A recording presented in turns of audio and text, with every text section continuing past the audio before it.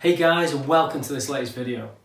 In today's video, I'm going to talk you through how to choose the perfect location for magnet fishing and what to do when you get there to improve your chances of actually finding some cool stuff. There are lots of different locations for magnet fishing: canals, rivers, ponds, the sea, lakes, reservoirs. The list goes on and on and on, and each different location could hold something fantastic. But there are a few things that you should do before you go magnet fishing: research, preparation, and observations. Let's do this.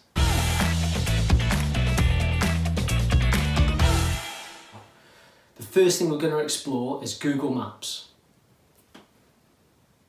So Google Maps, guys, what a great tool, and every magnet fisherman should use this before they actually go out and explore the waterways, canals, ponds, etc. With Google Maps, you can look around your local area and get a good feel for what bodies of water you've got close by. It's got a couple of views that I really like. This view that you can see now is the typical map view, and it makes any water systems like canals and rivers really easy to see because, as you can see on the screen, they show up very, very clearly in blue for water, obviously. You've also got the satellite view, which you can flick between, but I prefer to use the map view. If we zoom out a little bit and we follow the canal north,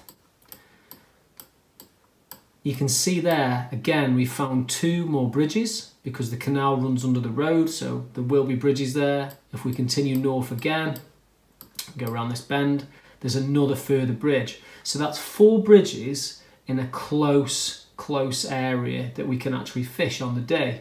And it's worth doing that little bit of research, and sometimes it is just worth following the canal and see where it leads. Next thing we really recommend you doing is some additional research on that area, especially if you don't know that area very well. If there's been crime in that area, you can find weapons, safes, or other items potentially related to crime.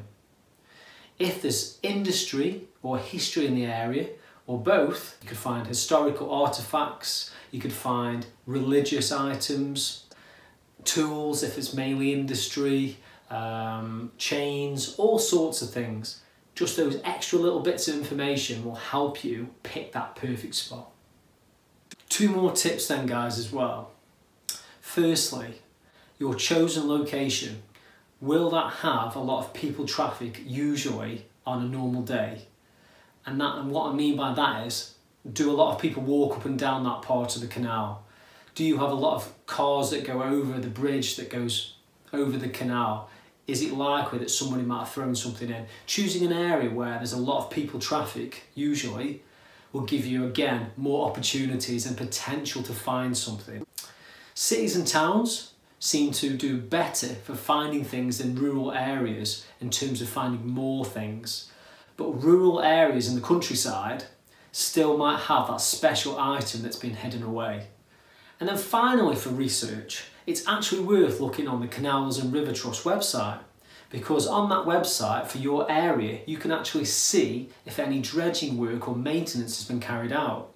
Now, if that is the case, if dredging work has been carried out on that section of canal or river that you've chosen, chances are that they've cleaned a lot of the stuff out of the canal or river, and it'll limit what you actually can find at that location.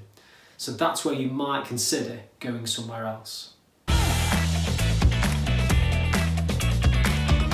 Good free app to use for the UK canals is Open Canal Map.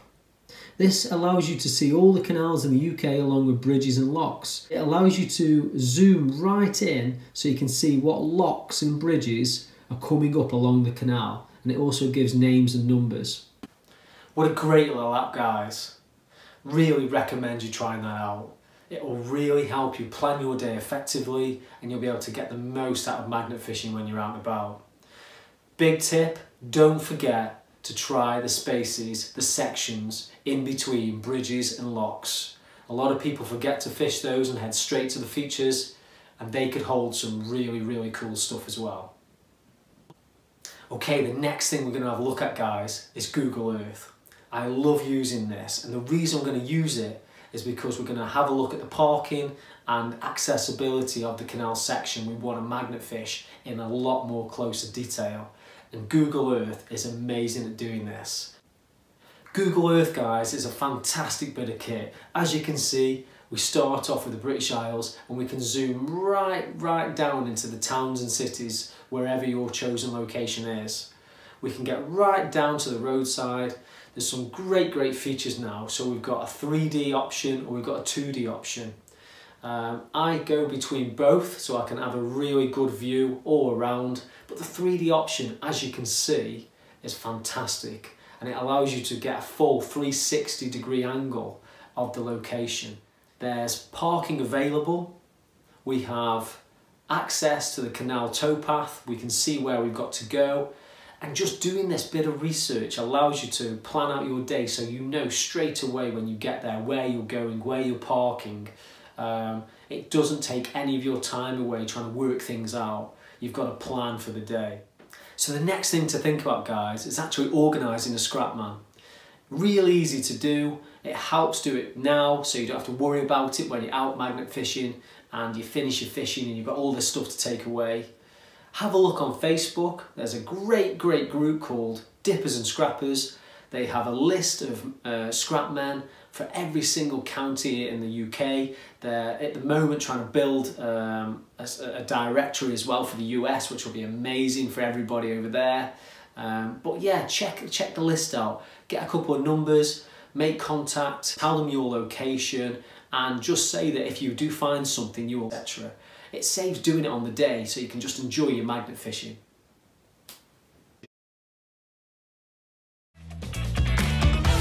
Last section, observations, just as important. When you get to your location, first thing you've got to do is have a good look around.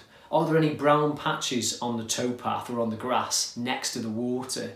Are there any little pieces of rusty metal? Are there any big obvious signs like trolleys, bikes, pieces of pipe left around? If there are, then that is a real obvious indication that someone's been magnet fishing.